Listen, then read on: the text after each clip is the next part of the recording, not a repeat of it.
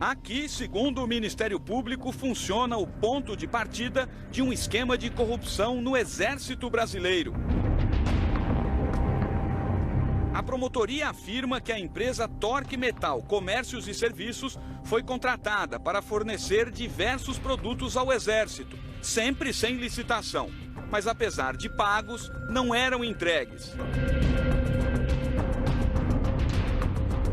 O 4º Batalhão de Infantaria Leve, que fica em Osasco, na Grande São Paulo, pagou entre 2007 e 2010 R$73 mil à Torque Metal.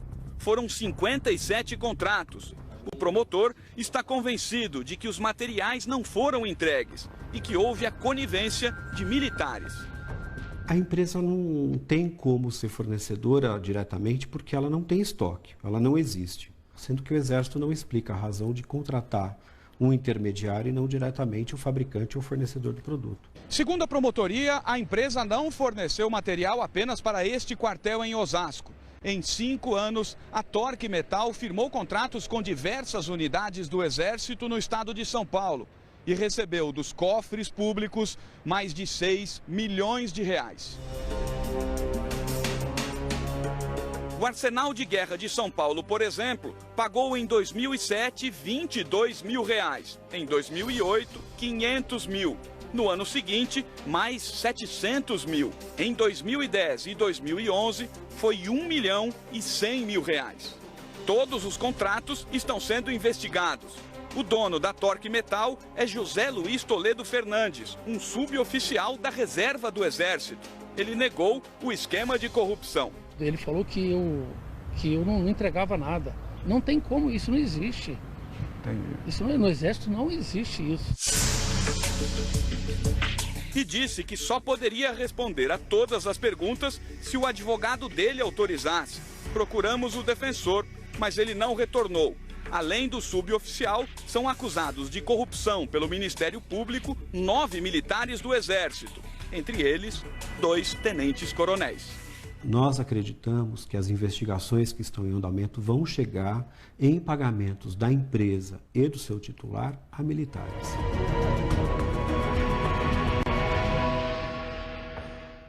O Comando Militar do Sudeste disse que instaurou um inquérito e que cumpriu todas as determinações do Ministério Público Militar. O Brasil de poderes e mídias vive num moralismo de fachada, sem espelhos, hipócrita, caolho. É uma escancaração o silêncio cúmplice sobre o evaporado Queiroz, o faz-tudo dos Bolsonaro. Ligações com as milícias, sem explicações. Grana, cheques e patrimônio, sem explicações. Pacotes de WhatsApp pagos por empresários para alavancar candidato, por hora o habitual estrondoso silêncio. Recordemos então alguns entre dezenas de mega escândalos de corrupção na ditadura. Caso Coroa Brastel. Emissão de 500 bilhões de cruzeiros em títulos frios. Prejuízo para 36 mil aplicadores. $500 bilhão. Dólar de 1983. Em 82, deu fim BNH. 6 bilhões de cruzeiros desviados. De 3,5 milhões de cadernetas de poupança. Restou dívida superior a R$1 bilhão. Caso CAPEM, Previdência Privada dirigida por militares. Escândalo de 10 milhões de dólares, dólar dos anos 80. Envolvidos, 2 coronéis de prenome Ari, um general e o Serviço Nacional de Informações, SNI, com o assassinato do jornalista Alexandre von Baumgarten. Banco Alice, escândalo na ditadura Médici, de 1 bilhão e 200 milhões de dólares, dólar dos anos 70.